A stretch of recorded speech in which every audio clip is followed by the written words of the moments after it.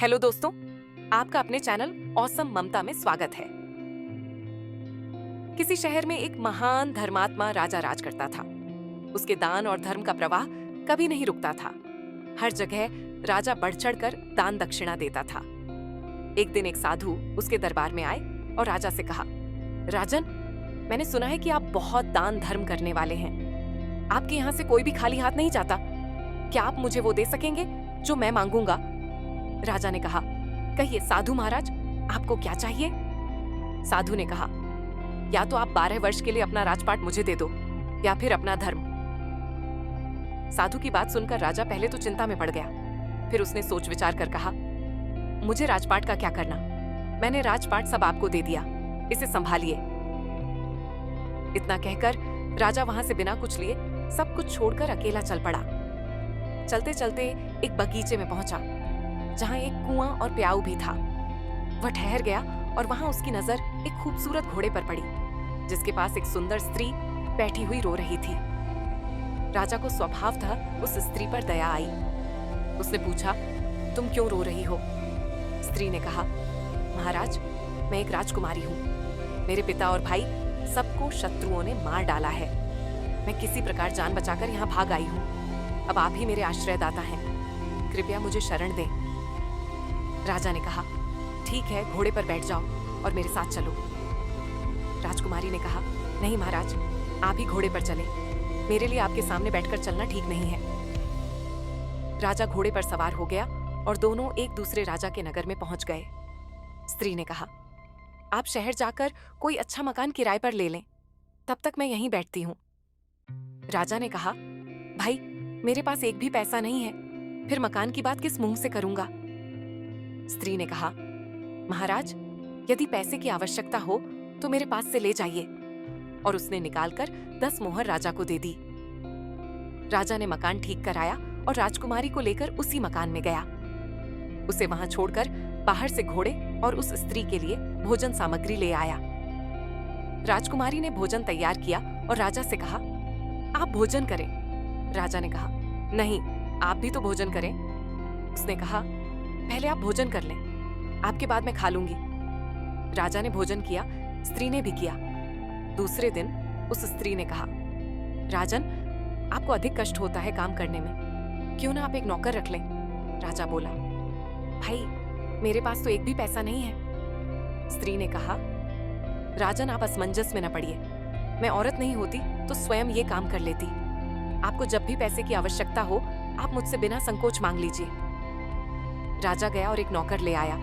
कुछ दिनों बाद उस स्त्री ने कहा, राजन, मन बहलाने के लिए कभी कभी इस नगर के राजा की कचहरी में जाया करो और वहां की कुछ बातें सुन लिया करो। अब राजा रोज कचहरी जाने लगा। नगर का राजा यह सोचकर कि वह मेरे मंत्रियों में से किसी का संबंधी होगा, उससे कुछ नहीं पूछता। वहीं मंत्री लोग उसकी आकृति देखकर उसे राजा का संबंधी समझते और कुछ नहीं बोलते। कुछ दिन यूं ही बीत गए। एक दिन राजा और मंत्री वर्ग ने आपस में उस राजा के संबंध में बातचीत की। वे समझ गए कि वह किसी का संबंधी नहीं है और उन्हें बड़ा कौतूहल हुआ। दूसरे दिन राजा ने उससे परिचय मांगा। उसने अपनी सारी बात बता दी। उसकी धर्मप्रियता देखकर राजा ने उसका बड़ा स्वागत किया। राजा ने अपना मुकुट उसके सिर पर रखा और उसकी पगड़ी अपने सिर पर रखी। दोनों ने मित्रता की प्रतिज्ञा की। अगले दिन राजा ने उसे फिर कचहरी में आने का निमंत्रण दिया। उसने कहा, ठीक है, आप भी राजा को सारे परिकर परिषद तथा नगर को भी न्योता दे आइए। वह पहले तो हिचकिचाया, पर उसके प्रभाव और आग्रह को देखकर राजा उसकी बात मान गया। अगले दिन जब कचहरी गया तो राजा ने सारे मंत्री परिषद सहित नगर को सुबह के भोज के लिए आमंत्रित किया। नगर का राजा हैरान होते हुए बोला, कहीं भांग वांग तो नहीं पी ली है? भोज, और वो भी पूरे नगर सहित, कहां से करोगे? राजा ने कहा, ठीक है, मनमानी करो, मित्र ही तो हो। शाम को नगर के राजा ने एक सिपाही भेजकर पता लगवाया और कहा, जाकर देखो सुबह भोज के लिए क्या इंतजाम है। सिपाही ने देखा तो वहां कुछ नहीं था और जाकर राजा को बता दिया। राजा ने कहा, भाई, उसने भांग वांग ही पी रखी होगी। इधर राजा को भी चिंता थी। वह उस स्त्री से कहने लगा, तुमने मेरी अच्छी फजीहत कराई है। स्त्री ने कहा, राजन चिंता न करें। यदि आपको धैर्य नहीं हो तो उस बगीचे में जाकर देख आइए जहां से मुझे लिवा लाए थे। राजा घोड़े पर चढ़कर वहां गया और देखा कि वहां संपूर्ण देव वर्ग कार्य में तत्पर था। अनंत दिव्य ऐश्वर्य भरा था। उसके आश्चर्य का ठिकाना न रहा। प्रातःकाल राजा ने सहित संपूर्ण नगर को भोजन कराया। इस आश्चर्य को देखकर सभी लोग आश्चर्य में डूब गए। नगर के राजा ने भी उसकी भूरी भूरी प्रशंसा की। भोजन के उपरांत सारा देव वर्ग अंतर्ध्यान हो गया। अब उस स्त्री ने कहा, राजन, तुमने उस साधु को कितने दिनों के लिए राज्य दिया था? जरा कागज तो देखो।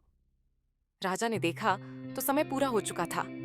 स्त्री बोली, तो अब आप भी अपने राज्य में जाओ और अपना राजपाट संभालो। राजा ने कहा, देवी, तुम्हें छोड़कर तो मैं एक कदम भी नहीं जाऊंगा। स्त्री बोली, राजन, तुम मुझे क्या समझ रहे हो? मैं तुम्हारी स्त्री नहीं हूं, मैं तो तुम्हारा धर्म हूं। जब तुमने मुझे नहीं छोड़ा तो मैंने भी तुम्हें नहीं छोड़ा। तुम्हारी पत्नी बनकर तुम्हारे साथ रही और तुम्हें किसी प्रकार का दुख नहीं होने दिया। पर अब जैसी तुम्हारी इच्छा। धर्म के प्रति निष्ठा ही जीवन की वास्तविक सफलता और सुख का मार्ग है। धर्म का पालन करने वाला व्यक्ति चाहे किसी भी परिस्थिति में हो, वह कभी पराजित नहीं होता